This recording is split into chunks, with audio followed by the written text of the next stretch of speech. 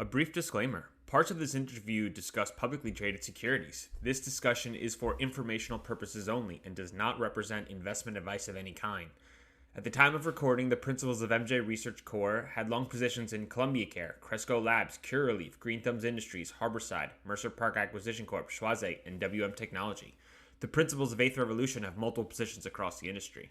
Our content is intended for informational entertainment purposes only. We encourage you to seek independent financial advice from a professional to verify any informational claims you hear on our podcast. Thank you, and let's get into it. This is The Dime. Dive into the cannabis and hemp industry through trends, insights, predictions, and tangents. What's up, guys? Welcome back to another episode of The Dime. As always, I've got my right-hand man, Kellan Finney, here with me. And this week, we've got a very special guest, Colin and Mike Regan of MJ Research. Gentlemen, thanks for taking the time. How are you doing today? Pretty good. Great. Thanks so much for having us, Bryan. Yeah, we're stoked to kind of dive into a variety of different topics. And I think before we can get into MJ Research and your backgrounds, I think we should start with one of the hardest questions there is in the game, which is living in your seats, gentlemen.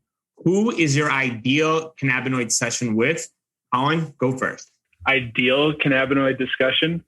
Session. So a smoke session. Session. Ooh, man. It's hard because there's a lot you almost have to subsection it between the folks that really establish the industry and the folks that are moving it along. I would say in the folks that are moving it along, Ben Kovler is probably an easy option. And folks that have got us to where we are now, is Steve D'Angelo too easy of an option? I'd go with those two. Mike? I guess sort of implicit in that is, are you saying we're actually everyone's smoking up and actually discussing everything? Because I'm actually not an enormous consumer. I actually do have a good memory of one, which was the Fish Show in Worcester in June 2012, where I think the entire hockey arena was hotboxed. So that was a pretty good smoke session of just really good music and then just a good vibe for 10,000 people. That's nice of the 10,000 people to put that on for everyone else. I was more amazed as I've seen this in a minivan. I've never seen this in the DCU Center. All right, so what are your guys' choices? You're going to have us come back for that. So let's dive into. Go for it, Kellan. Elon Musk, right? Yeah. Just like Joe Rogan on his podcast, it'd be nice to have him on and smoke some weed and chat. What about you, Bryan? Mark Cuban, probably. He'd probably be too high energy for me, though. It'd probably give me some anxiety because we'd just be ripping through ideas, and I'd be like, all right, well, this session went completely. Let's head back to the question. So let's dive into your backgrounds. Obviously, cannabis is a really unique space. How did either of you guys get into the space? Mike, you want to go first? Sure. In terms of getting into the cannabis space, I basically joined about 2 years ago. Well, it really gets again more about 3 years ago. My background is basically a lifelong, long, short equity investor, various hedge funds, and on the sell side, doing primarily fundamental, bottoms up research, investment research, but have done some quant as well. A few years ago, I was looking at Scott's Miracle-Gro on something totally unrelated to cannabis. It was a pricing power thesis versus Home Depot and Lowe's. And I had to figure out what this Hawthorne division was they had, which, became pretty quickly obvious what it actually was really doing. So I was like, this is actually pretty interesting, which also coincided, I guess, with the Canadian stocks ripping up to insane valuations. Through that, just doing that research, I found MJ Biz Daily as a good source of information for the industry. Just looking to educate myself on what this whole thing could be.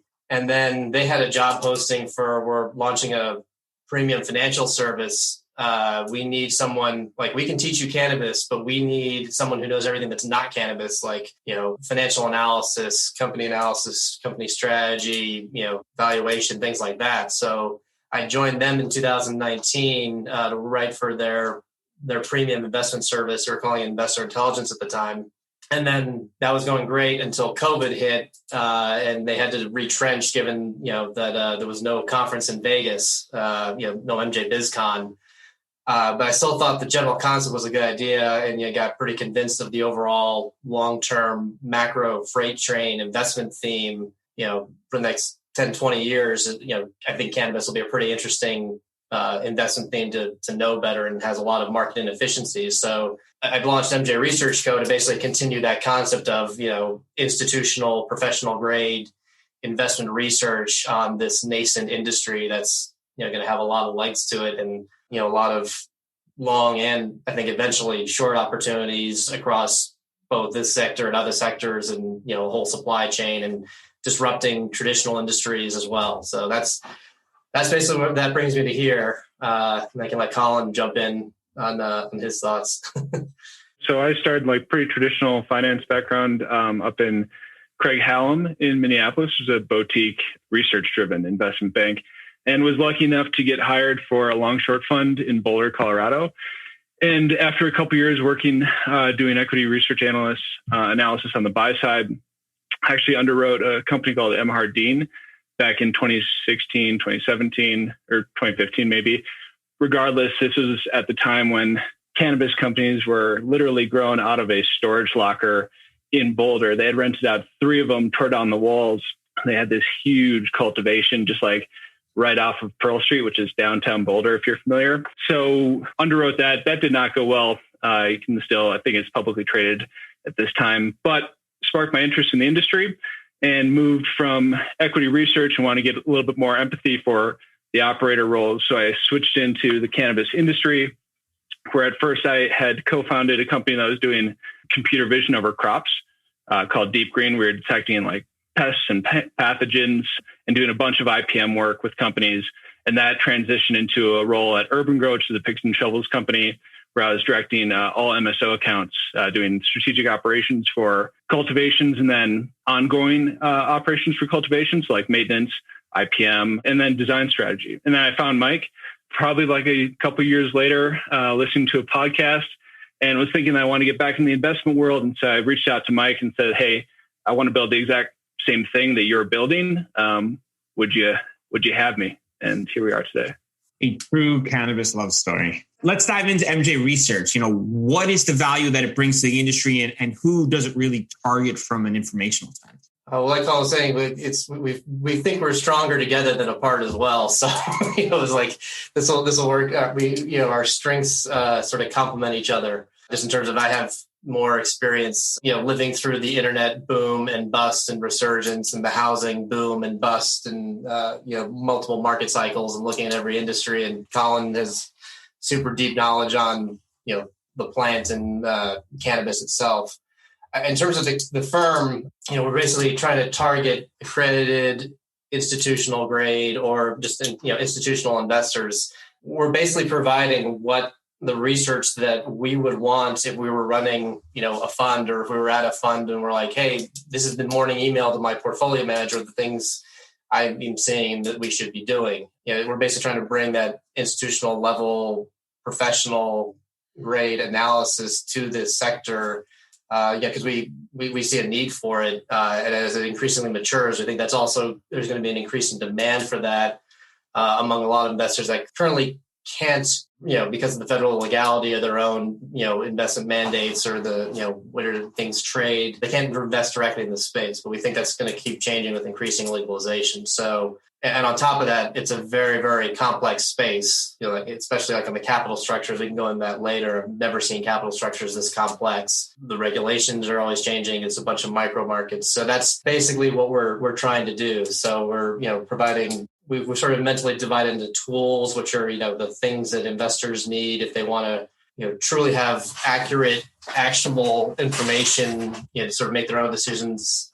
These are the tools they'll need, in terms of our dynamic comp table. We're working on some supply demand analyses, normalizing things across industries to help compare the companies.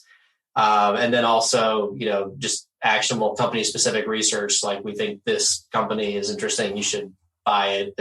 We've done the research on it. Here's the consensus view. Here's our contrarian take on it. And, here's our valuation. We're balancing those out as we're building those up. Now, if there's anything else I missed, Collin, that you'd like to throw in? No, I think that's great, Mike. I think what got us here, and what makes us different, is that when we were both evaluating the business model, we found that a lot of the folks that are providing research have a innate bias for whatever reason. If you're a sell-side bank, you're trying to get a banking deal. If you're running a research site that's driven by ads, you often have relationships with the folks that are providing the advertising with you. So what we have built is a no pay-to-play web or platform for investment research, and I think that sets us apart as being, skeptics and neutral among all the ideas we're looking at.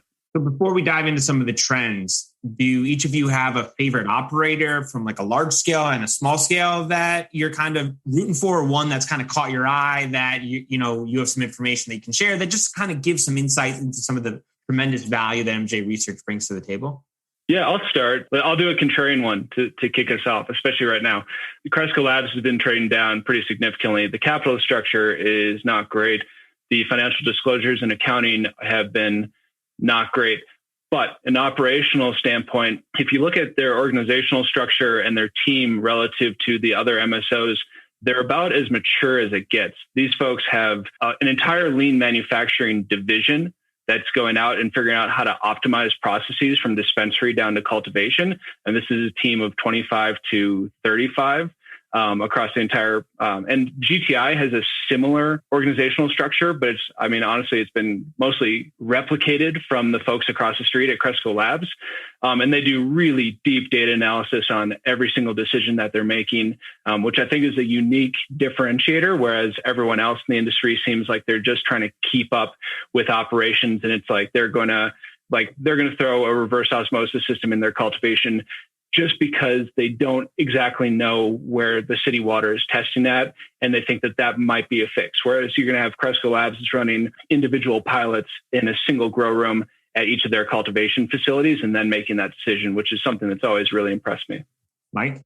So it's funny you're saying, something you really like and you're rooting for. I try to always be independent on the, you have an investment thesis. It's a good buy at this price. I think it can go to that price for a specific reason.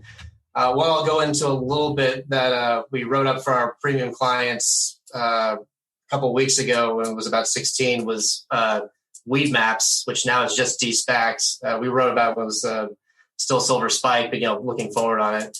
When I first came out, I was very excited about it because I've been looking for the NASDAQ traded ancillary company that has a good business model that can, at this point be owned by institutions looking for cannabis exposure that can't actually touch the plants.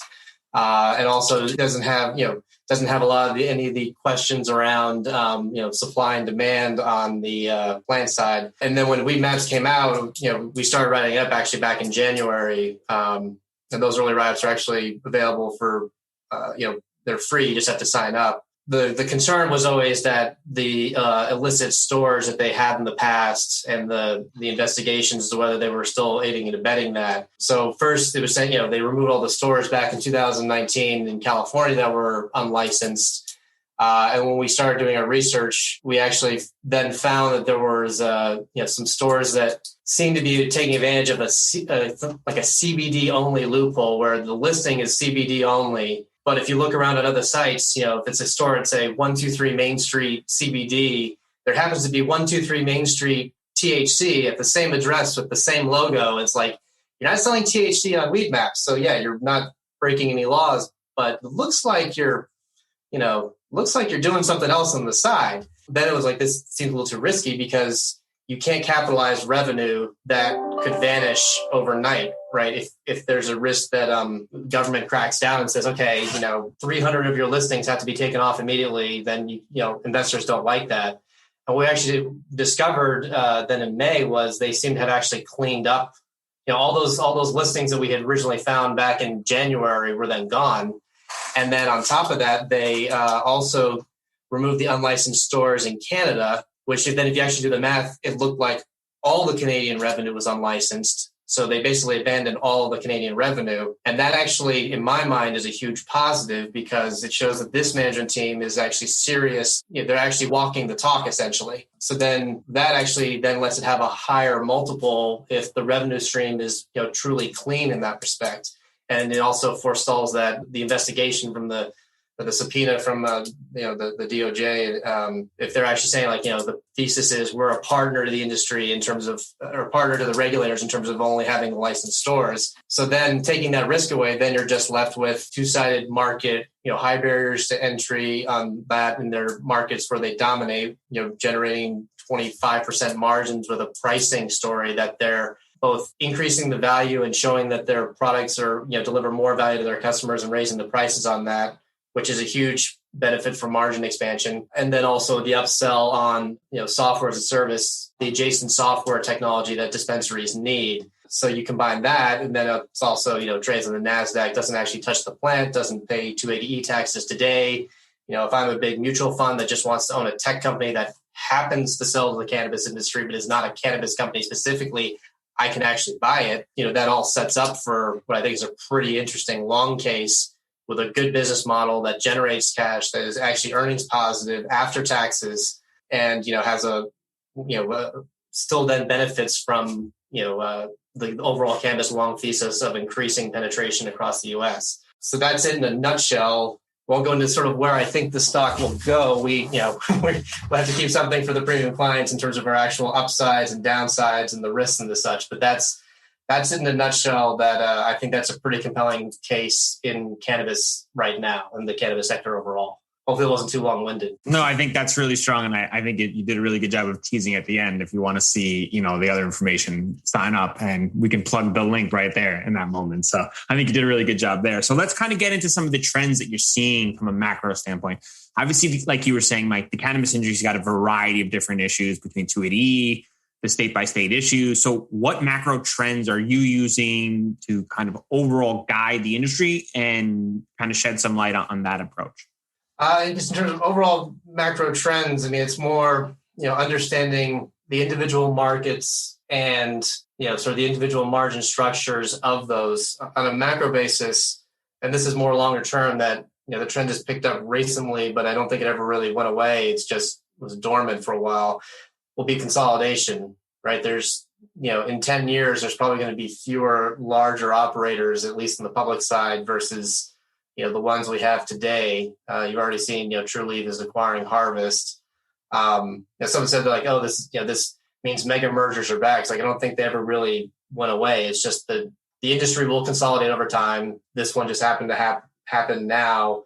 We have our own reasons why we suspect it happens, on May 10th specifically, versus in a year, 2 years ago, related to Harvest capital structure and voting structure. But that's just an overall trend of, who is gaining increasing scale. And at this point, that has a benefit for access to capital in terms of the large players typically have sort of better access to capital and at lower costs of capital.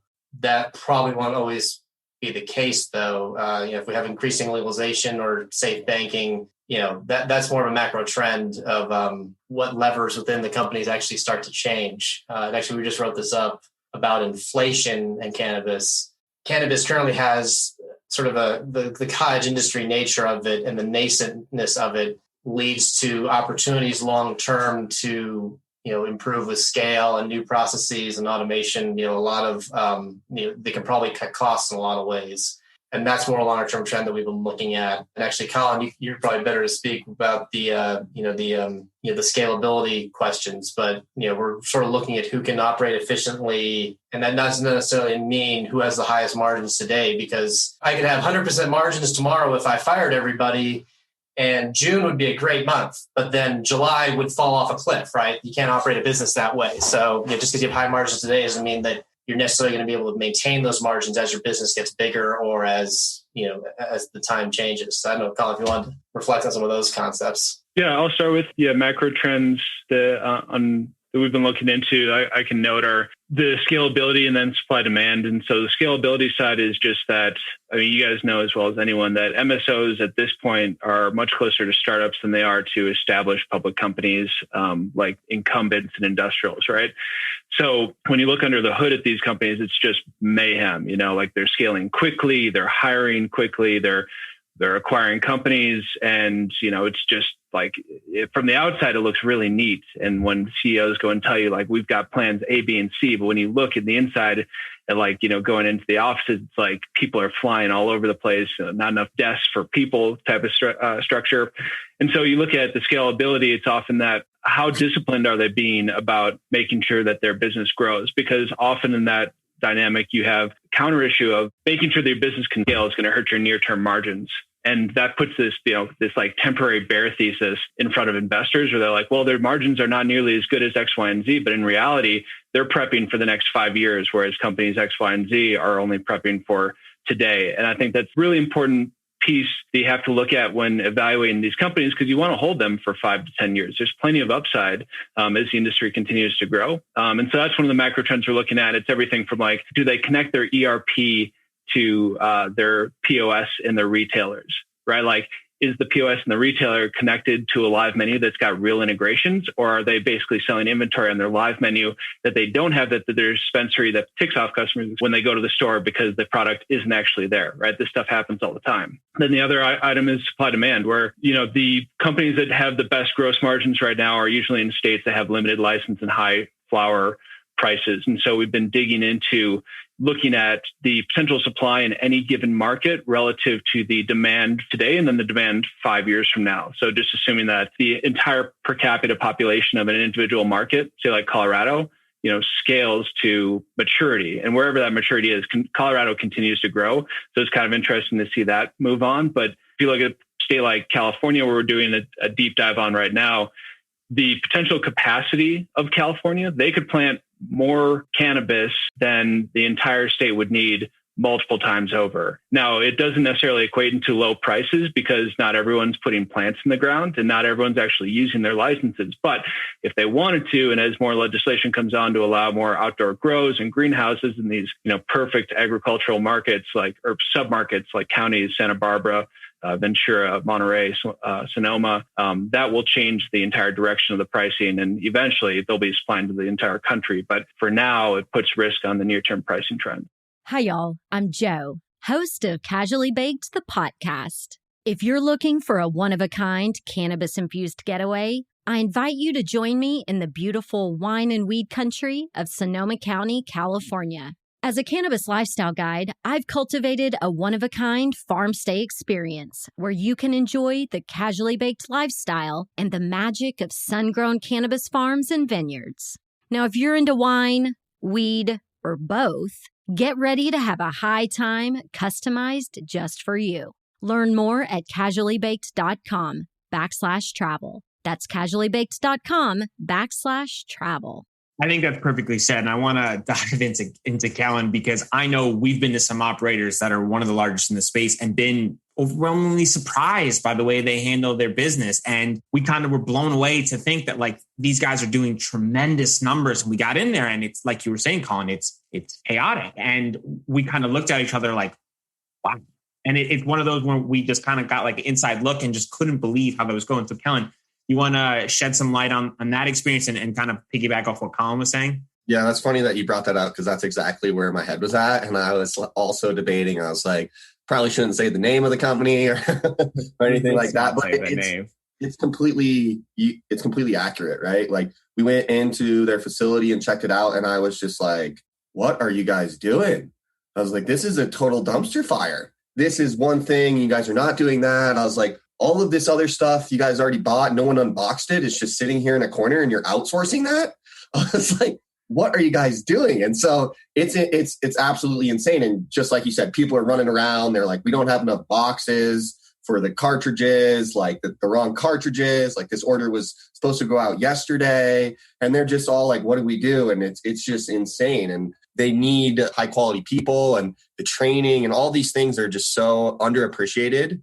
And like in an established industry where they have this system for onboarding people and getting them trained and having them all check all these boxes and having them competent, like all those systems aren't in place yet. And they're all so fluid within these companies because they're all still trying to figure it out because it's not like there's a rubric for how you run a company that has operations in every different state that's a micro market. You know what I mean? So they're having to figure this all out on the fly, which is clearly has been a challenge. You know what I mean? Funny, because like if you didn't know them, you would have trouble imagining that they were multi-billion-dollar industry leaders.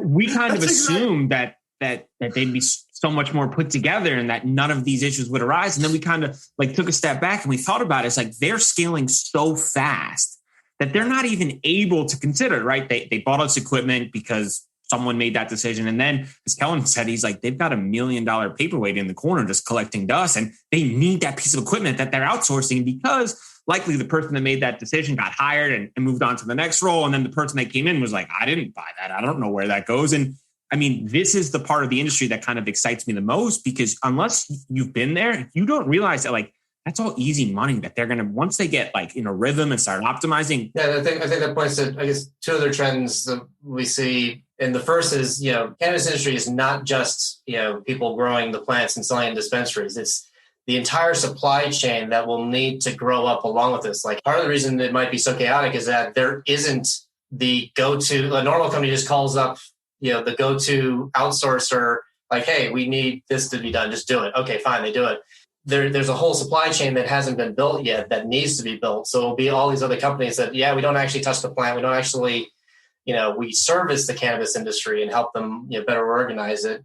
And then also just sort of how the margin structure changes. And this is more for investors that we try to think a lot about, is the margins you see today will probably change versus in the future in terms of, first, it's how much you have to scale up that infrastructure as you grow. Second is also what happens especially with 280E, I wonder if that is, at least for the US operator, sort of propping up some of the margins, because implicitly any margin has to sort of cover the taxes, right? So if all of a sudden you take 280E away, then it's not like all that money just flows to investors and investors just get all that. The management teams are going to look at it and think, okay, well, now we're not writing that check to the government. What can we do with that instead? We can reinvest it in marketing, reinvest in hiring more people, maybe even reinvest it in, either lower prices or, you've seen in competitive consumer industries, they quote, invest in price. The grocery stores do that all the time. And that basically is just a price cut. So, that if you take out that enormous cost to them right now, and then no one has it, what I've seen in other industries, like this happened in 2017 with the Tax Cut and Jobs Act, when, the government just universally lowered the corporate tax rate for everybody from like 35 to 21%. Businesses that had strong, that weren't very competitive bought back stock, but companies that were in competitive consumer businesses and industrial businesses, a lot of them just spent more money on the things they were already doing, like they accelerated strategic growth plans, or they were forced to give people raises. Because we're reinvesting back in our employees, we're reinvesting in price, we're reinvesting in, product quality. And, it's not like that money was just kept by investors. But since EBITDA, which is what the industry is usually valued at, is a pre-tax measure, you have this scenario where EBITDA margins go down, net income margins or the after-tax margins actually go up. And it's a question of our investors looking closely enough at that dynamic. Because if you just see declining EBITDA margins, you'll freak out. You're like, oh, this is terrible. Your margins are going down. I don't want this. It's like, well, they're going down, but you're making more money. So that's actually a good thing. And our cost of capital is lower because, a tax cut's the cheapest form of capital possible, right? I don't have to, the government's just not taking as much money. Great. I don't have to go, pay interest to debt holders or dilute the equity holders with more shares, right? So it's actually all good, but not in the simplistic, 21% of gross profit goes into my pocket, says the investor. That won't happen. Yeah, nothing in cannabis is simple like that. So I want to ask a different question. Vertical integration, does that help the operators, you think? Because we were talking about all the challenges with scaling. So vertical integration as a whole, are we in favor of it? And from an investment side, do you think it's beneficial? Do the investors understand the challenges and the complications of being vertically integrated and having to have all these efforts and all these resources? And then the inability to kind of perfect a certain area of the supply chain. Colin, do you want to go first? I might tease and then hand off to Mike. So I think that there's a bit of nuance that vertical integration is good from an investment standpoint, and for operators right now. In the future, it won't be. So at this point, you've got relatively wide margins across the supply chain. You move from cultivation to processing, cultivation, manufacturing to processing to dispensaries, even delivery. But eventually that gets more competitive. So in these limited license, let's back up. In these limited license states, you have vertical integration. You can sell from your cultivation to your retail, or even doing your cultivation to wholesale and make plenty of money.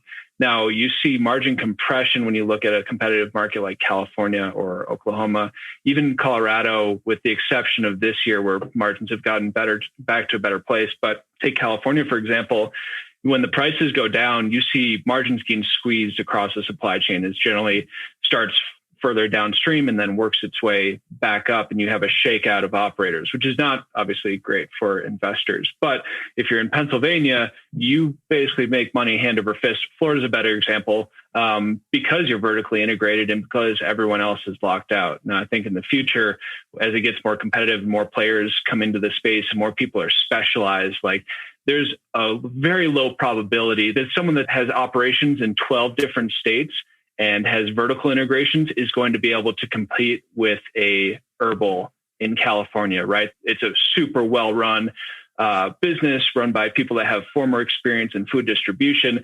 The idea that like someone will be able to compete for a core competency when that's all they do every single day, it seems far-fetched. So that's my general take. Good for now, bad for later. Mike? The general concept is exactly, it's thinking fourth dimensionally, if you will. It's when in the industry growth cycle is it attractive. Right now, the lack of a reliable supply chain across the whole sector is what we were talking about before. That there's going to be this whole ancillary supply chain that needs to get built as well. You kind of have to be vertically integrated because the one thing that's your bottleneck to your product, if you can't get it, you got to do it yourself. Writing up that Ford for Model Ts after World War I needed to be vertically integrated. They owned forests and iron mines and railroads and glassworks, because they were sick of supply chain disruptions and there just wasn't a reliable supply chain. But Ford doesn't do any of that today because there's an entire mature supply chain. We're nowhere near that yet. So today, having the benefit is having the greater guaranteed supply of product, control over your quality, and things like that. That is more important than, shaving an extra 5% off of a supply contract. But you fast forward and all of a sudden, if there's robust wholesale markets or companies that specialize in each part of the supply chain, that, when you have that specialization, they'll probably be able to do it better and more efficiently because they're, like Colin said, they're really good at that one thing. Then it makes more sense to, it's cheaper and better just to outsource this to the person who knows how to do it perfectly. But we're not there yet. And then, it's also a lot of laws force that. And you can kind of get away with it because it is still micro markets. But, if all of a sudden you took away those micro markets, you're going to see, I think, a lot more specialization over the longer term. That's a general answer, but that's I think where we're going over the long term. Kellan, you want to touch on that? As far as vertical integration goes, I think the one area I look at it is more of an optimistic perspective. I think that vertical integration is really good for all these companies to approach right now because all of these different management teams have strengths and they all have weaknesses. And I think in 10 years, they're going to figure out that, hey, our team is really, really good at this section of the supply chain, right? And then they're going to cut the fat, and then that's going to help establish that robust ancillary wholesale market and that supply chain for outsourcing, right? And you're going to see all these companies kind of just go and fit into what they're really good at, right? And so if they're doing everything and they find out, hey, we have employees that are absolutely phenomenal at understanding purity of water and all these things, right, from a cultivation perspective, and then they double down on that, and then they start outsourcing the other things, I think that that's going to be really, really strong for the whole industry as a whole, right? And so I think that you're going to see more and more companies start to put resources into the areas that they're really skilled at, right? Whether that's retail, production, or extraction, or cultivation, or even some of the ancillary services like weed maps and other companies like that, right? And so I think it's really good for the industry. I think it's tough now though, because these companies are forced to do things on their own, and it's going to significantly affect the margins because they aren't as good at it as, say, another operator or a company down the line in 10 years, right? And it also makes it really, really messy. What are your thoughts on vertical integration, Bryan? I think everyone said it perfectly here. I just don't think people outside the industry realize actually how challenging that is. And Colin, you lightly touched on that. When you have 12 different states with 12 different regulations and you're trying to be vertically scaled, the challenge and the complexity of being good at everything is really, really, really hard. At the end of the day, right, supply chain disruption, if you don't have flower products and you're not controlling the supply chain, you're not selling flower products. So at the end of the day, you kind of have to, and we all agree. And I think that's part of the excitement that I personally have is that once some of these challenges are lifted off these operators and they can really double down on what you were saying, Kellan, on what they're good at, you're going to see kind of the best of the best kind of move to the forefront. And then at the end of the day, you'll see those numbers kind of follow suit. But right now, we're all in agreement, kind of has to be the way it has to be. Good now, bad later. Well, I guess an interesting point on that, like a trend we've noticed recently is the larger operators are starting to invest more in cultivation. You just saw Curaleaf just bought, where they're in the process of buying Los Sueños, which is the largest cannabis grower in Colorado. It's basically, a giant outdoor farm in Pueblo. And that was interesting to me. If you look back a year ago, Curaleaf bought Blue Kudu, which was a little edibles kitchen and processor. It wasn't to buy the Blue Kudu brand. I'm guessing it was just buying the assets and the distribution that they had in 200 stores at the time. It's probably more now to basically convert that to Select, to blow out the Select brand. But I guess someone in that company has decided we need to have a better control of the supply, and they bought the largest supplier that I think to date has been mostly wholesale. They've sold most of their goods wholesale to other growers. What happens when Curaleaf then buys that largest supplier? Are they looking to basically sell wholesale in Colorado, or are they looking to guarantee supply, and then how much of that supply is just going to go into Select? You basically go into the Blue Kudu kitchen and then just pump out Select products for the Colorado market. I'm not sure, but it's interesting in that we're seeing this trend of additional people investing in additional larger scale cultivation. I also have Columbia Care buying that giant greenhouse in Long Island, and Glass House is coming public via the SPAC. That's, they're going to have a giant, they're basically converted, giant greenhouse in California, to then blow out that more in a retail wholesale, joint thing. And that goes back to the whole, over time, you're probably going to see greater scale. And the question is the larger operators that have probably better access to capital right now, consolidating a bunch of smaller growers, then you'll have, that can be the step function up in sort of margin and capital availability near term. And then longer term, how much cultivation do they want or need?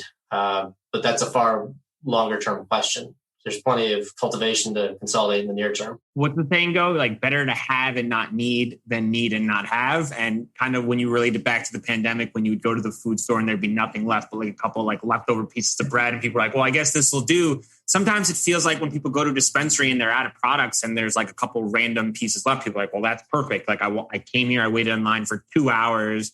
And this is all that's left. Perfect. I'll take that. And right now, we don't really know what the demand of cannabis is. We just know it's more and more. So let's go into another trend. We talked about the trends that you're seeing. Let's talk about trends you're not seeing that you'd like to see. What type of trends are out there that you think we'll see soon? Collin? I guess it's an easy segue. Like trends that we'd like to see soon would be more operators focusing on their core competencies. So as Kellan mentioned, that's a great point that a lot of these folks, you're starting to see who wants to be good at what. And sometimes we're even seeing who's good at what, but it's not always the same. And so when you look at maybe let's use the Curaleaf example, right? Does anybody really want to own a outdoor farm in Southern Colorado? No, probably not. But if you can sell your products at a price competitive rate to go and get market share and get more distribution doors, because you want to build a brand, then it's super, super valuable. And that's exactly why Curaleaf is going out there. So yeah, at this point in time, it's kind of like a necessary evil to go out and find these certain types of assets, because at the end of the day, there's a ton of variables. You guys know as well as anyone, given exposure to Colorado, that we've got really tough weather to forecast. And it's the growing season is long, but the idea that, the chance of you having a snowstorm in September is not low.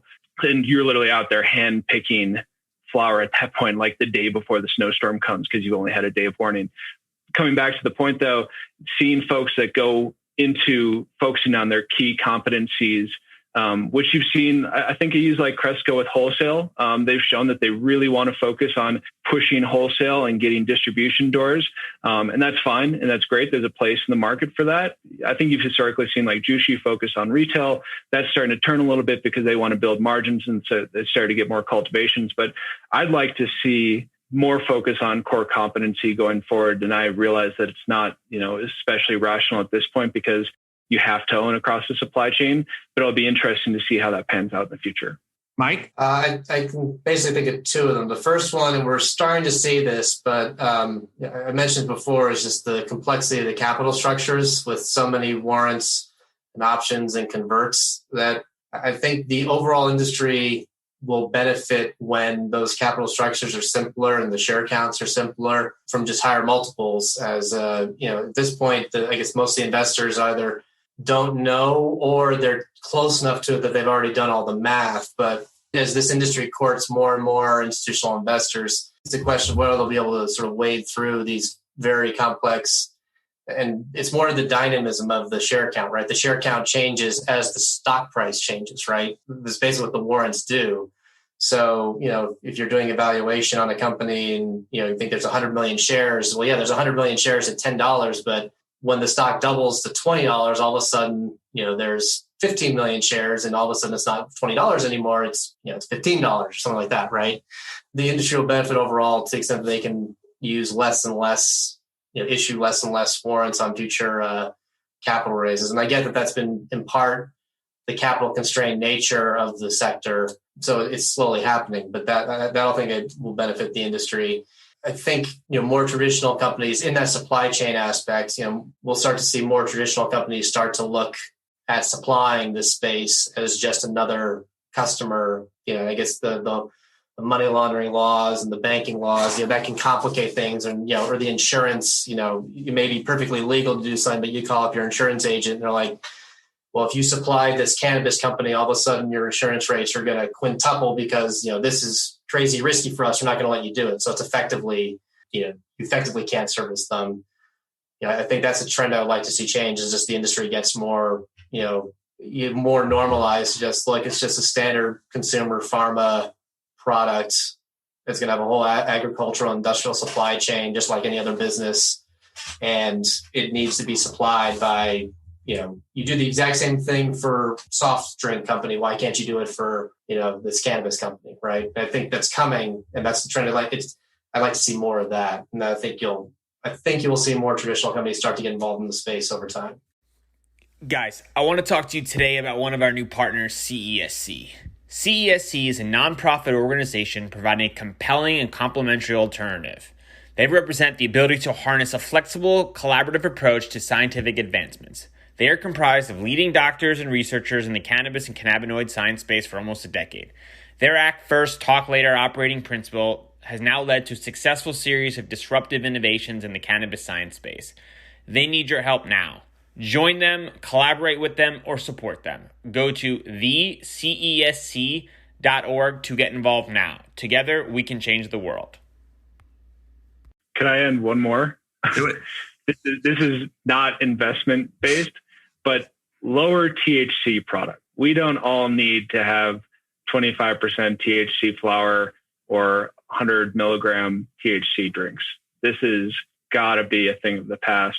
And as we get more people that are new to the industry, it becomes a liability more than anything, right? Like a 10 milligram piece of chocolate, just break it in half, put less THC in it. More companies will have more luck. Can's shown that can happen. I realize there's barriers to the idea, but it's got to be something that happens in the near future for the CPG companies. That's a whole nother conversation for another time, because in some people's mind, more is always better, right? And when you're first time into a dispensary and you're not really sure, the higher the number, the more attractive it is. And sometimes the bud tender is more likely to recommend it. And then you've just got yourself a circle of issues because whose role is what? And that's a whole nother conversation for another time. But I want to kind of quickly switch gears and go back to the margins conversation. We talked about kind of comparing operators, and margins is an easy way to likely do that, but sometimes it's very misleading. So in your opinions, can you compare operators in the cannabis space solely by margins? And if not, what sort of other initiatives, if you're new to the space, would you use to kind of compare operators to make an investment into the space? I think you start with margins, but then it's understanding the stories behind why those margins are the way they are. Because you could have a low margin for two reasons. You could have a low margin because you're investing for the future. So if you sort of break it into, well, my sustainable margin is, I'm going to make up numbers here that, it's 30, but I'm investing 10% of sales for this infrastructure in the future. That's why it's 20. That's a very different story than, our product just doesn't have very good branding power and we just have to keep cutting prices because our product sucks and that's how we compete. That's a very different reason of why are you at 20% margin instead of 30, just to make up round numbers, right? That requires like going in and understanding, what is the margin structure? Why is it that way? And then Colin and I have talked about this also, just properly adjusting for them, because this may also be a trend for the overall industry. They would all benefit if they, try to show try to report their financials in, sort of as clean a way as possible. More information is always good to let investors make more adjustments as they see fit. But sometimes, the headline, adjusted EBITDA might include things that investors would be like, well, is that really one time? Should we really be excluding that? Or you just, that's sort of a trick. And it's not just cannabis. A lot of companies will do that. They'll throw recurring things into the one-time line. It's like, wow, your one-time expenses are always something big.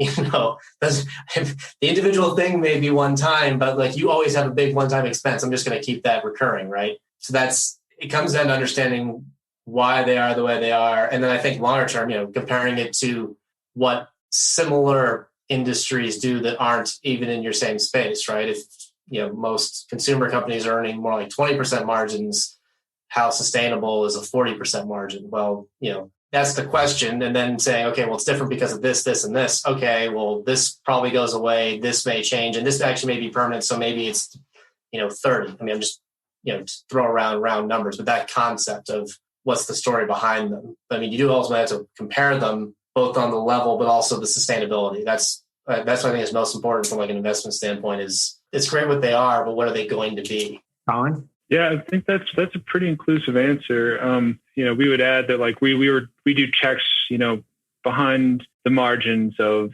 the more qualitative items, like who are employees turning over? Are they recruiting other employees from competing MSOs? How is talent acquired basically or lost?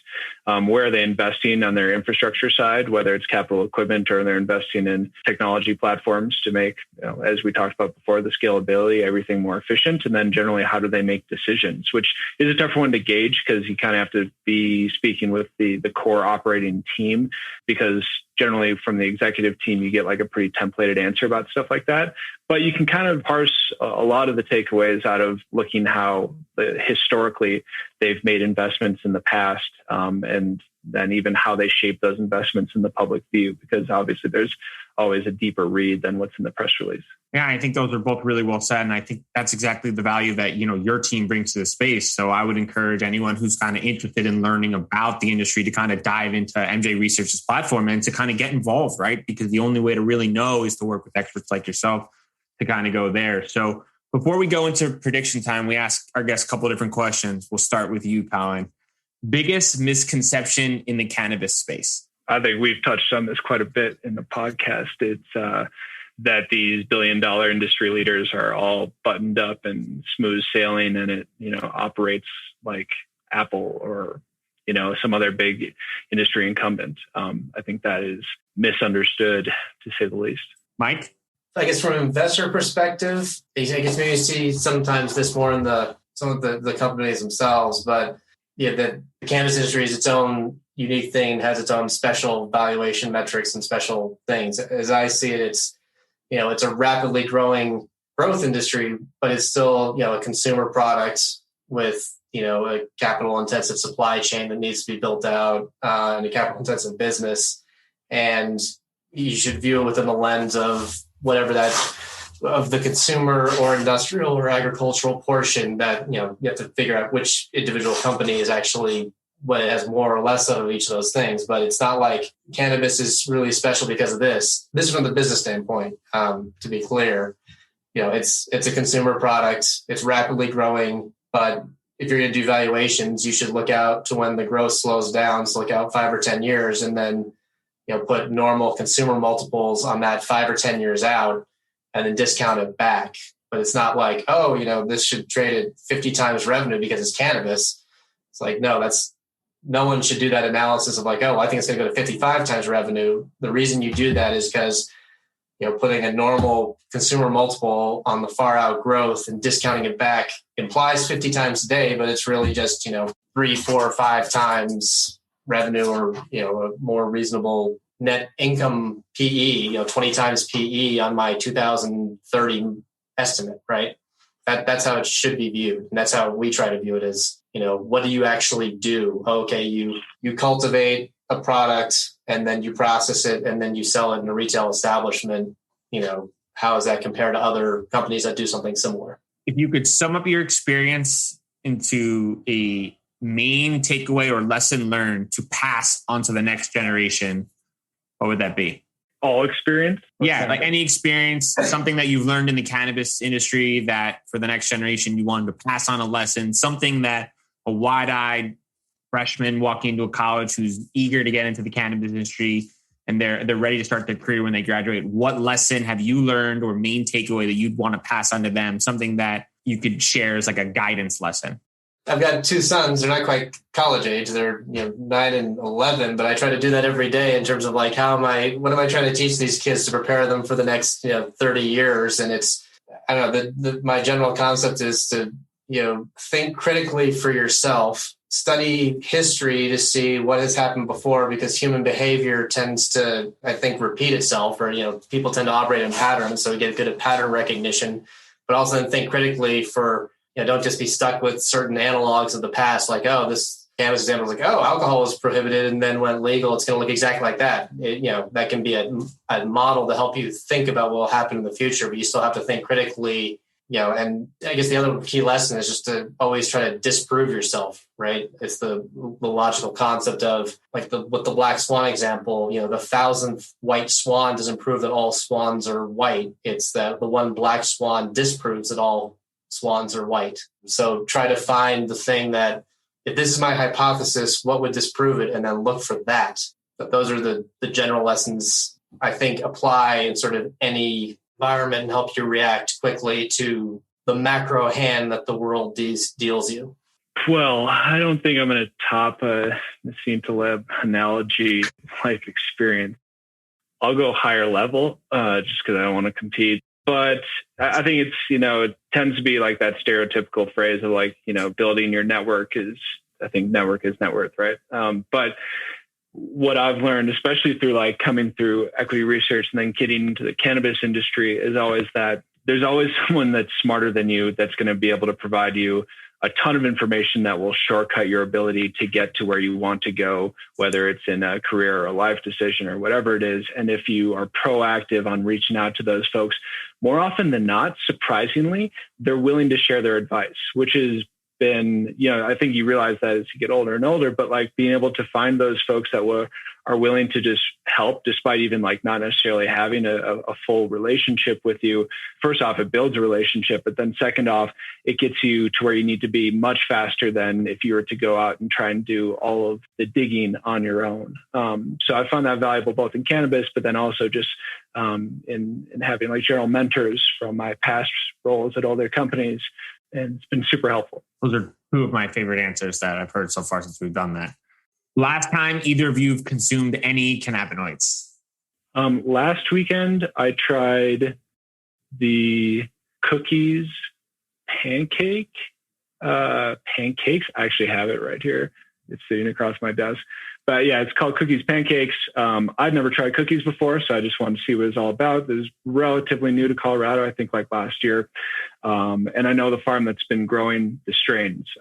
So it tastes sweet, maybe like pancakes, maybe might be a self-fulfilled taste, but otherwise good.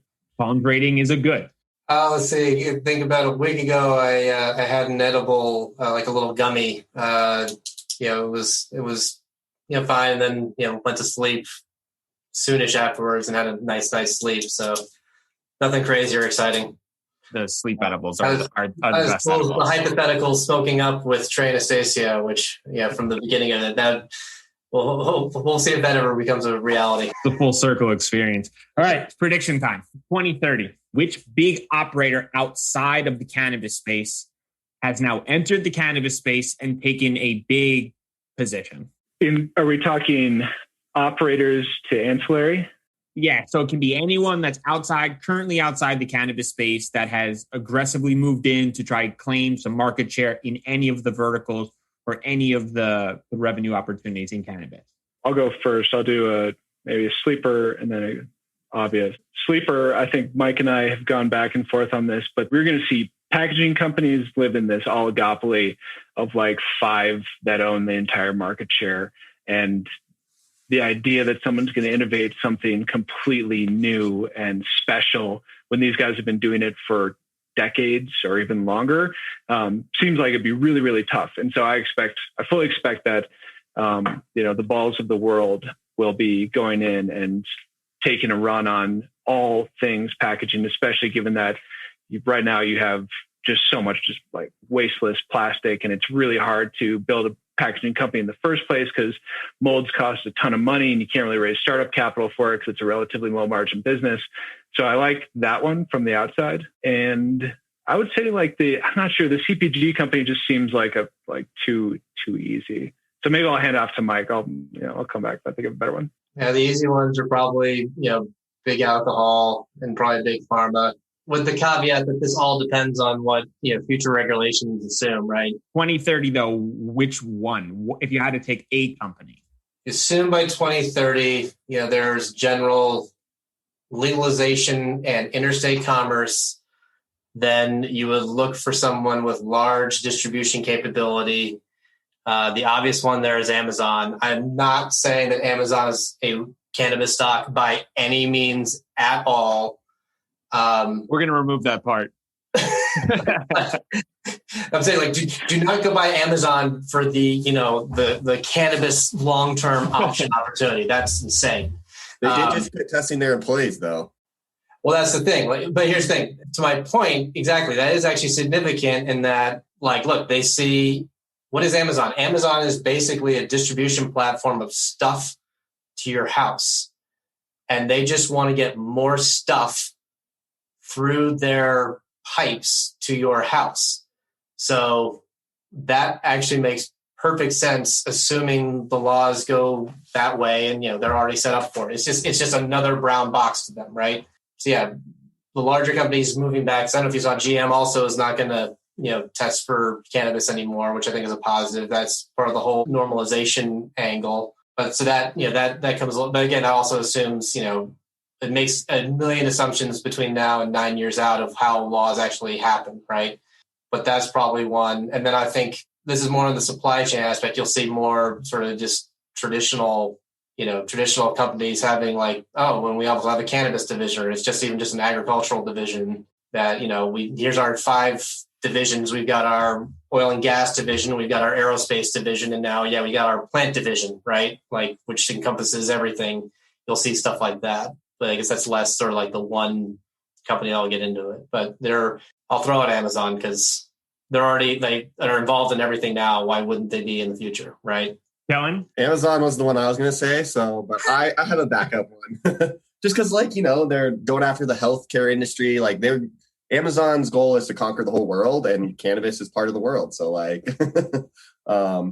think Uber or Lyft.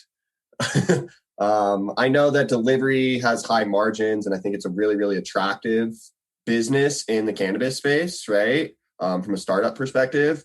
And Uber already has the platform and the software and the drivers. And just like Mike was saying, it's just another brown box to Amazon. I think that to Uber drivers, it's just another trip that they can make some money on, as same with the food delivery that they launched a couple of years ago. So I think Uber is going to be a mainstay in the delivery space of cannabis by 2030. I'm down to my third choice. Obviously, Amazon and Uber are my go-tos. And for the reasons you said, obviously, it makes a ton of sense for both of them to be in the space. And it's just another addition into whatever they're doing well. And obviously, the theme of this podcast has been understanding what your unique selling point is. And both those companies understand exactly what they do well. And and can provide a massive added value to the industry and kind of take off the burden to the operators because it's just an additional headache for them at this moment. So if I were going to choose a company, I would choose Johnson & Johnson, likely for the sleep aspect of it. Obviously, people that need to relax go to some sort of products, sometimes alcohol.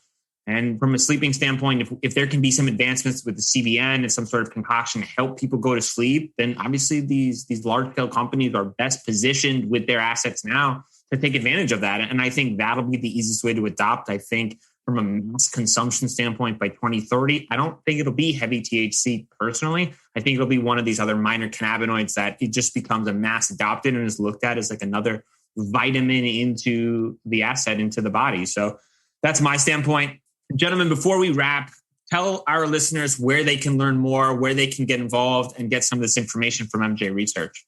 Well, then you can go to our website, which is mjresearchco.com. So, mjresearchco.com. And that has all of our research is up there where you can sign up to be a free member, where you get some free stuff. And then also the premium signups for the real media analysis that we provide. And also, if you're an actual institution, we also offer an outsourced analyst, higher fee, bespoke research service as well. That can all be found there. And, free members could sign up for our regular email list as well, sort of a newsletter type thing that we publish for everyone for free. Yeah, it's one of the few ones that I consume on a regular basis. So I appreciate all you guys' hard work and look forward to connecting soon. We'll link all the links in the show notes. Thanks for your time. Thanks so much for having us, guys. Appreciate it. Take care.